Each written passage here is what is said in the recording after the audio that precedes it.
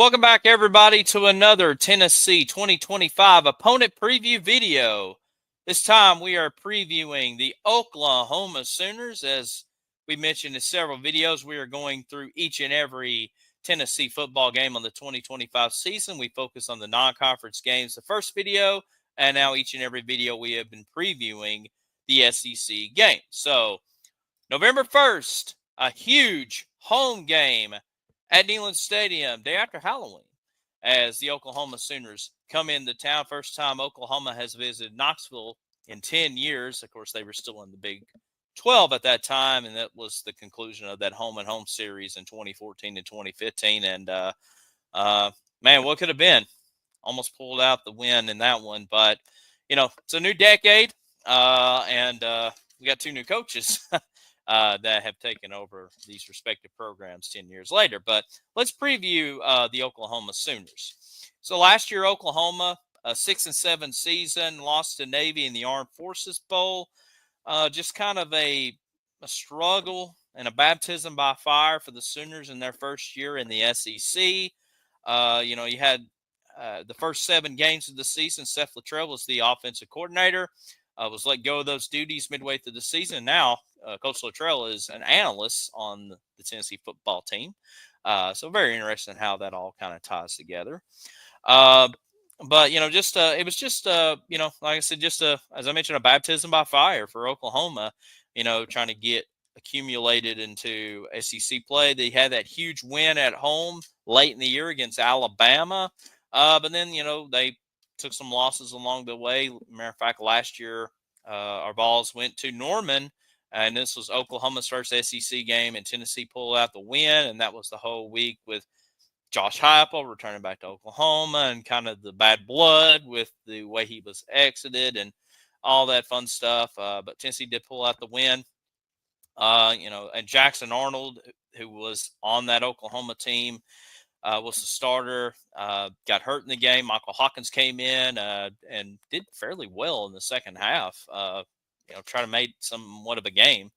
He's still on the team. Jackson Arnold is now at Auburn. So who is back for this Oklahoma team, or who has entered this Oklahoma team as far as the transfer portal goes? Well, it all starts at quarterback, and the guy's name is John Mateer. So John Mateer transferred in from Washington State, very talented quarterback, and it's just unfortunate a certain region of the country got to see Mateer play at Washington State last year. For those who may or may not know, the Pac-12, the somewhat original Pac-12 of the USC's, UCLA's, Oregon's, Utah's, they were all in the same conference, and then they had a nasty split up, and everybody went to the Big 10 or Big 12, and the only two teams remaining was Washington State and Oregon State.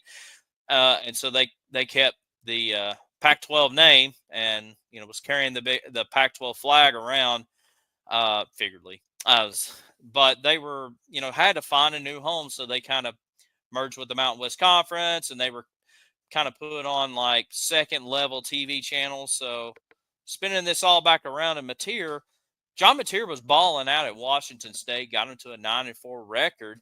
And, just like I said, unfortunately, not a lot of people got to see Washington State play last year compared to years in past. And, playing, being a West Coast team, playing at 10, 11 o'clock, a lot of people here in the South didn't get a chance to see him. And, playing on, the CW and CBS Sports Network and whoever can pick up their games just didn't add matters much. But he's a very talented quarterback, and I think he is going to be a major asset for this Oklahoma team going into next year. And that's why I think this game, as we'll kind of break down the game in here a little bit, I think this is a very crucial game for Tennessee and a very scary game, especially at home. Running backs, Javonte Barnes returns back. They end up picking up Jaden Ott from Cal in the transfer portal. Xavier Robinson, I think, rushed for like 400 yards last year, a little bit over 400 yards. So you got 3 good running backs for the Sooners. Wide receivers, we mentioned in the Kentucky video, J.J. Hester, one of their top wide receivers from last year, is now at Kentucky. They end up picking up really the only guy that I can find was Giovanni Gibson from Arkansas Pine Bluff. They picked up, but Deion Burks is back along with Zion Kearney. The tight ends, Bauer Sharp goes to LSU. They bring in Will Huggins from Kansas and Carson Kent from Kennesaw State to play the tight end roles.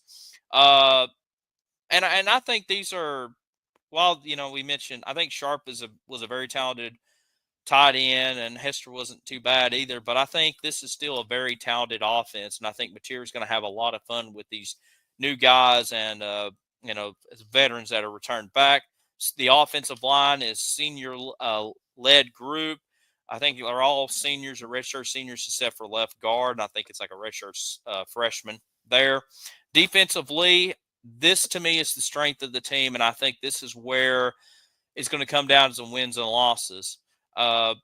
They end up picking up Marvin Jones Jr., formerly at Florida State and Georgia. He's now at Oklahoma. And Oklahoma lost a couple big time players on defense to the NFL draft. Danny Stutzman had like 110 tackles last year. He's gone to the league along with Billy Bowman Jr., who is now at the Falcons. But they end up picking up they end up retrieving back, R. Mason Thomas, who had 9 sacks last year for the Sooners. Grayson Halton had 5 sacks. And then they add in Kendall Daniels, who played at Oklahoma State last year, had 5.5 sacks for them. So these guys are all on the defensive line, and this is going to be a fun matchup featuring 2 of the top defensive line coaches in the nation, Rodney Gardner from Tennessee and Mikael Chavis from Oklahoma. And I don't think Mikael Chavis is related to John Chavis. I tried looking that up, but doesn't look like they are. But anyway, still going to be a fun matchup watching these 2 defensive line coaches coach up, which I guess they were there last year, but definitely going to be a lot of fun this year. Kip Lewis plays linebacker for Oklahoma, had 2 interceptions last year. He's the leading interception return guy. So kind of breaking down this game, this is a crucial game for Tennessee right here if they want to make the college football playoffs. And I would even say the same thing with Oklahoma. I mean, yes, Oklahoma still has to play Alabama this season, along with the Red River shootout with Texas. They don't play Georgia. Missouri, I know they played last year, and they're going to play this year. But I think this game right here, November 1st, November is where crazy things happen in college football, and this is where you start really noticing what kind of team you have. And I think this game at Neyland on November the 1st is going to be a big game in the SEC. And I think, I mentioned these defensive guys of, Kendall Daniels and R. Mason Thomas and Grayson Holton. You got a new offensive line at Tennessee, which they should be pretty stout by November 1st, or at least you hope so. But, for a young quarterback, whether it's at this time Joey Aguilar or Jake Merklinger, you got to get that ball out quick. And for your offensive line, you want to keep those big guys back and pick up those blocks and watch out for disguises, because Brent Venables, I know, is a defensive-minded coach, a great defensive coach. So, he is going to go after one of these young quarterbacks. He's not playing Nico anymore. He's got a younger guy. And same thing with Tennessee with Tim Banks, with John Mateer. How are you going to control John Mateer? You're going to – and I know Tennessee's going to be bringing out Dominic Bailey and Joshua Josephs and, Aaron Carter and that defensive line, defense and linebacker combo. So it's going to be very interesting to see how both these quarterbacks will do. But Tennessee has done very well at home, since Heupel's been there. And since 2022, the only team that has went into Neyland Stadium and picked up a win is Georgia. And that was in 2023. Vols went undefeated at home in 22 and 24. You get Georgia early on in the year, but, this Oklahoma team could be that second team in, 3 years to possibly get a win in Neyland. So this is a big game for the Vols. It's going to be a lot of fun. I actually am going to this game. I'm excited about it. And it should be a lot of fun. I can't wait to see this. And hopefully you're excited seeing these videos. Well, we'll continue on.